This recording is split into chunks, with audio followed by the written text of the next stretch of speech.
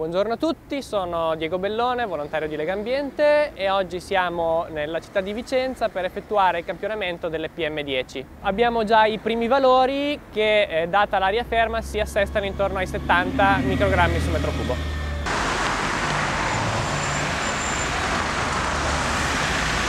Sono Valentina Dovigo, la presidente del circolo Legambiente di Vicenza. Oggi facciamo le rilevazioni puntuali nella nostra città.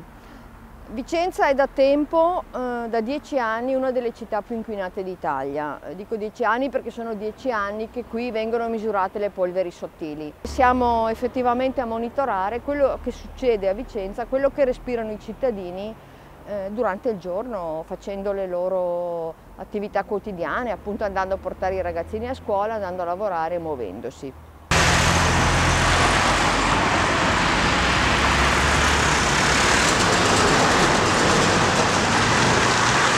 Siamo in Borgo Berga. L'entrata a Vicenza da sud è una via molto trafficata. A sinistra c'è il colle di Monteberico, a destra, oltre queste case, il fiume Vacchiglione, appena più avanti il nuovo tribunale.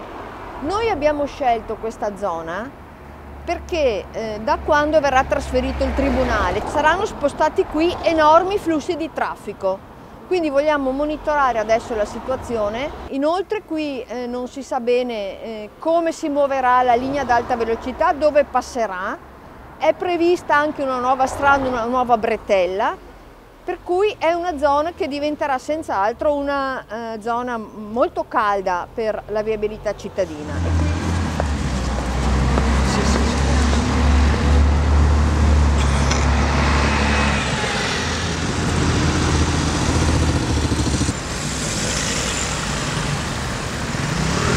Alle mie spalle la rotatoria di Borgo Scrofa, teatro di molte battaglie ambientaliste in questi anni. Qui c'era un grande pioppo nero e dall'altra parte del rotatorio c'era un altro grande pioppo nero. Sono stati entrambi tagliati, uno 3 anni fa e uno 1 anno fa. La motivazione reale è stata l'allargamento della rotatoria per far transitare più velocemente le macchine. Qui c'era un semaforo, ovviamente si formava coda al semaforo e le macchine in sosta creavano logicamente una presenza anche persistente di polveri sottili e altri inquinanti.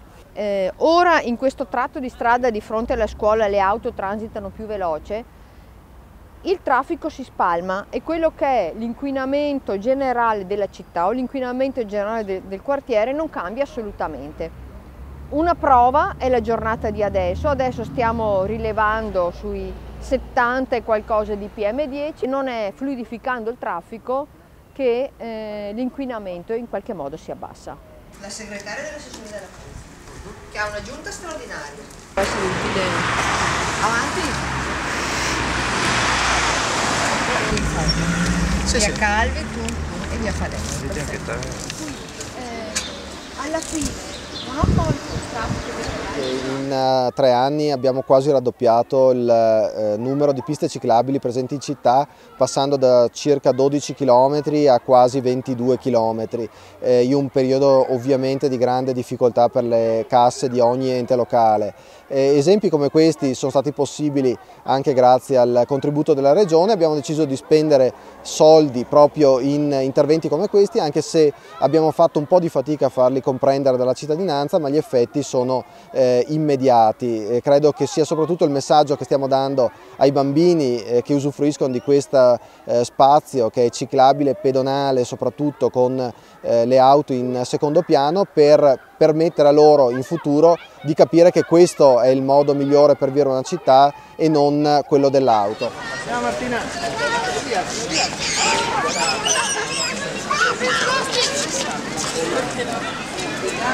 Se si riduce il traffico automobilistico bisogna mettere le persone in condizione di andare in sicurezza sulle piste ciclabili, di salire sui mezzi pubblici e non di avere corse tagliate sui mezzi pubblici come oggi dobbiamo fare, o di limitarci a realizzare le piste ciclabili con segni per terra quando invece magari servirebbero percorsi protetti.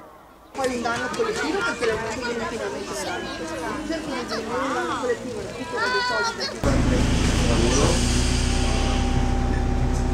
sono Cristina Rigon, faccio parte del comitato di Laghetto. È un comitato che è sorto spontaneamente più di 10 anni fa per contrastare un piano edilizio che il Comune cercava di imporre alle spalle di questa strada, in una zona residenziale molto bella che è circondata da un'ampia area verde. La preoccupazione maggiore degli abitanti di Laghetto riguardava la viabilità, perché Laghetto è un quartiere che ha un'unica uscita che è su questa strada, Viale dal Verme, all'incrocio semaforico, che è un nodo molto difficile da superare soprattutto nelle ore di punta. I piani prevedono l'insediamento di oltre 1000 persone con una colata di cemento che sinceramente la zona nord di Vicenza non può più sopportare, soprattutto da quando è stata localizzata e costruita purtroppo la nuova base americana, che è qui a neanche 1 chilometro di distanza, e su questa strada graviteranno anche tutti i trasporti da questa base fino all'altra base che già esiste in città da tantissimi anni, perché non c'è viabilità alternativa. I privati hanno proposto un altro piano di edificazione in questa grande area che abbiamo, che in origine era quasi 300.000 metri quadrati di verde, e la gente di Laghetto di nuovo si è sollevata perché veramente desidera una città migliore, con una pianificazione urbanistica diversa, che non nasca dagli interessi dei privati ma che sia proprio a favore della popolazione.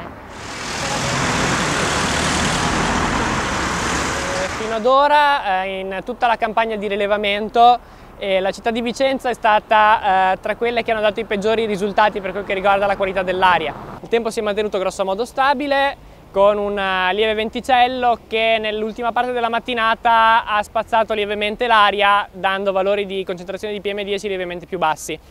Siamo partiti con valori che si aggiravano intorno ai 70-80 microgrammi su metro cubo, mentre intorno a mezzogiorno, di fronte alle scuole, abbiamo registrato valori di poco inferiori al limite. Direi che abbiamo dimostrato che Vicenza non gode di buona salute in merito all'inquinamento atmosferico. È stata una buona giornata per quanto riguarda le condizioni atmosferiche. Abbiamo superato in quasi tutti i luoghi i limiti di legge. Davanti alla scuola siamo arrivati ai 50 microgrammi metro cubo, dove per mezz'ora non è passata alcuna auto e dove i ragazzini sono usciti, però non c'è stata la crescita di auto di genitori per venire a prenderli. Quella mi sembra una buona situazione, una buona realtà, e speriamo sia lì per trasportarli in altre parti della città.